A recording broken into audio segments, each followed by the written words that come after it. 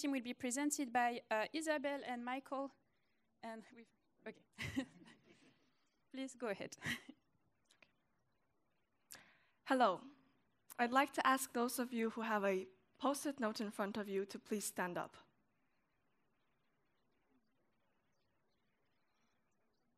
Yeah. We actually have a special role planned for you later. Now, some of you may actually start to feel quite excited and eager to participate. Others instead, maybe your heartbeat has started to go a bit faster and maybe your stomachs are clenching up. So these kind of interactions happen multiple times throughout the school day. You may sit back down if you want to. And as we have just seen, there's actually a wide range of reactions that can happen to such an interaction. But currently, schools are not really fit for supporting all these different levels of social ease, from the very extroverted one who is just dying to raise their hand in class to the more introverted one who'd probably prefer to crawl under a hole. So why have we never accommodated to those different levels of social ease when we know that we all have them? Those simple accommodations could make a big difference between only some students receiving the basic fundamentals they need to thrive and all of the students receiving the same level of basic knowledge they all need to actually continue their education in a sustainable way. We believe that for the future, it is necessary for all the classrooms to be designed in an inclusive manner. That's why we are redesigning the physical space of the classroom to cultivate a safe learning environment for all on the social ease spectrum. So we'd like to take you on a little journey today through something that is probably very familiar to all of you. It is 8 a.m. on Monday morning, and the students are seated in a semicircle, and the teacher is setting themselves up in the center of the classroom. And today we are starting with math class and picking up where we left off last week. Triangles. So the teacher asks, can someone say what the Pythagoras theorem is? Please raise your hand. The teacher should be finding a student. A squared plus b squared equals c squared. So the person who just answered and all of you who raised your hand are more like Robin over here, who is more on the extroverted end of the spectrum. Now, there's probably many of you who actually knew the answer to the question, but didn't raise their hand because public speaking isn't really quite your jam, right? Yeah, you would be more like Alex in our classroom. They actually knew the answer to the question, but for them to raise their hand and speak in front of everyone, yeah, it's just a little bit too much for them. So in our redesigned classroom, they can still participate in all of the activities, but instead of speaking out loud, they can just submit their answer via the digital interface we prepared in the tables of the students. And as you can see, the student, Alex, can use this functionality and type their answer into the box here. Now, some of you may have actually totally forgotten what Pythagoras is. And that's okay, because Charlie has also forgotten, but she doesn't want to really raise her hand and ask for help in front of everyone else. So what can they do? They can actually use this question mark button here, and this will later give the teacher an overview of which students had questions, how many students had questions, and where exactly these moments of confusion arose during their lesson. After the theoretical introduction, the students go to practice and test their knowledge. They have the freedom to do that in any way they want. For example, here, Robin and Charlie decide to break off and move their tables to the side of the room. Alex, on the other hand, who, a small reminder, is more on the shy side, prefers to work in solitude, and so they move their table to one of the cubicles. And Dakota, well, Dakota has been having some problems at home recently, and their mind is a little bit all over the place now. They decide to get the fidgeting toy that's available on their desk and go to the quiet room for a minute. Notice how all the other students, Charlie, Robin, and Alex, don't judge Dakota for doing that. At some point in time, they have all used the quiet room too. But some of you may now be wondering, what, after all, is the quiet room? So, Dakota enters this quiet room feeling a bit tense, a bit distracted, and just in need of someone to talk to. And today, that person is actually their personally customized AI friend, Uni.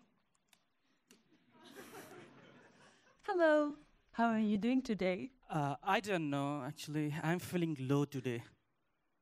Do you need any help? Are you there? Please respond.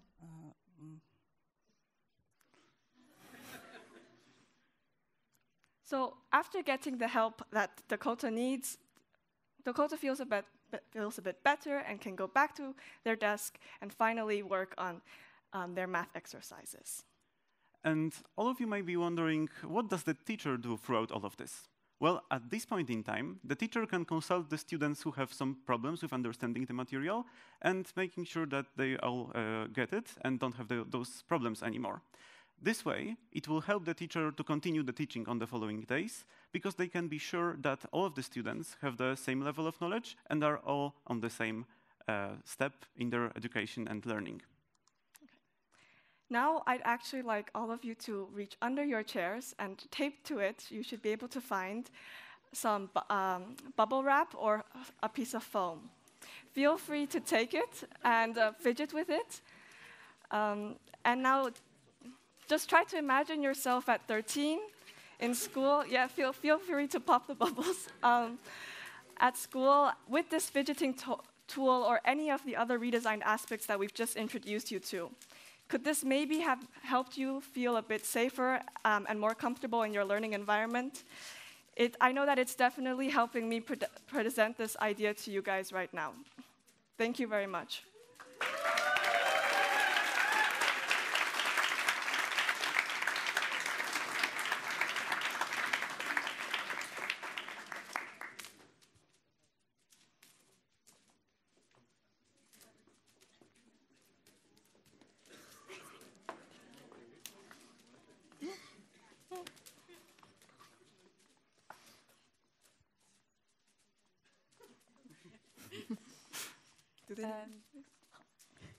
Yep.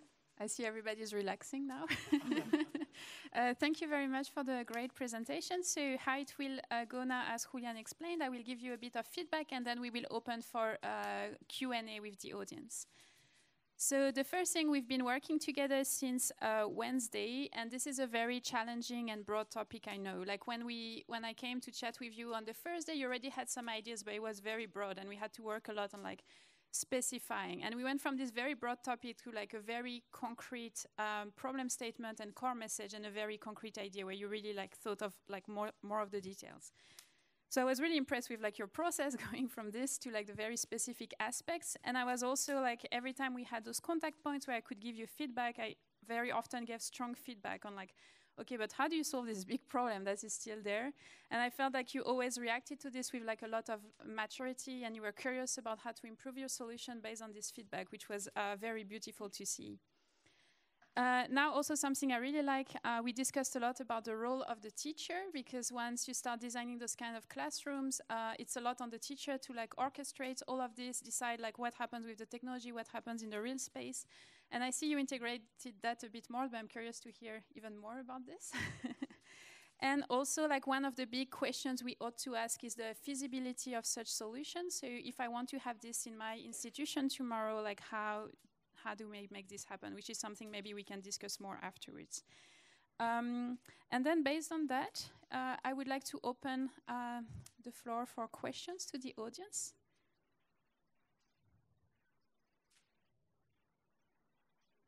Yes, thank you. How do you ensure that learning is happening? How do you ensure that students coming into school one day leave having learned something? Okay, first of all, we still have like this classic. You hear me? Okay, sorry. We still have this like classic teaching moment, like, and we like didn't ditch the tests or something. It's still there, but you're able to learn like the practice exercises. You're able to do that in the way you wanted to do that. Does this make sense? Yeah. Oh yeah, I have a mic. So, on top of that, during these individual exercise sessions, the teacher, having been notified about which moments the students and which students had questions, they can approach them and maybe, if it's like a small group of students who all have the same question, reteach it to them. And so at the end of the day, they will know that they are actually at the same level of knowledge. And so the next day, they can start the lesson knowing that everyone has gotten to the same basic level of foundation. We have time for another question. Yeah. Of course, I like this flexibility, but at the same time, I'm a little bit afraid that you adapt too much to personality.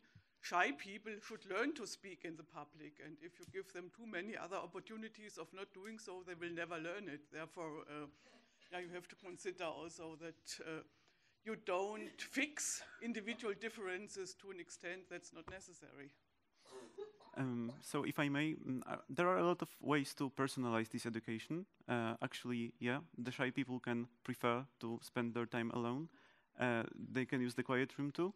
But here, some of the people might think that it's actually a way to escape for them from the social setting of the classroom you have right now. But here we promote an approach where they can actually seek for help, because they will have to socialize and integrate in the classroom. But whenever they feel like they're struggling, they have the support of the AI assistant, which can help them interact with other classmates. So we just give them a way to ask for help, the possibility to ask for help, and not to escape the situation. Would anybody else like to add something? She wants to. Oh. So first of all, I love it as a mother of two neurodivergent children which face this in the classroom all the time. So I love it. One of the gaps, and I wondered whether you would see this and how you would explore it, is that there are certain mindsets that they don't actually understand the neurodivergency or the social spectrum, that maybe the teacher might need some training and support in order to be able to interact with them, even with the questions. For example, my daughter was asked to describe a picture in English being her mother tongue, of like a boring landscape. What do you find interesting about the landscape? And she said, I find nothing interesting about the landscape, which is grammatically correct. But actually in her autistic brain, it was logical, versus they were actually asking her to just describe the picture. So is there a gap in the training of the system itself, the teachers, to understand that these people are intelligent and that they may develop these skills later on and have these? Do you see a training gap? So we only have had 6 minutes to present, so we only had to go with the key findings, but we did discuss this too. And in order to ensure that also the teacher is ready to adapt to these different needs, they also should receive some fundamental training so that they learn how to handle such situations. So great. Well. Human augmentation, it's the human and the technology. Yes, that's what our goal is, kind of to combine the physical with social, physical human interaction and the digital. Fantastic. So we're running out of time, so if you have more questions, you can find the team after the event. I would like to ask for another round of applause, like for the great solution, but also the fact that they went first.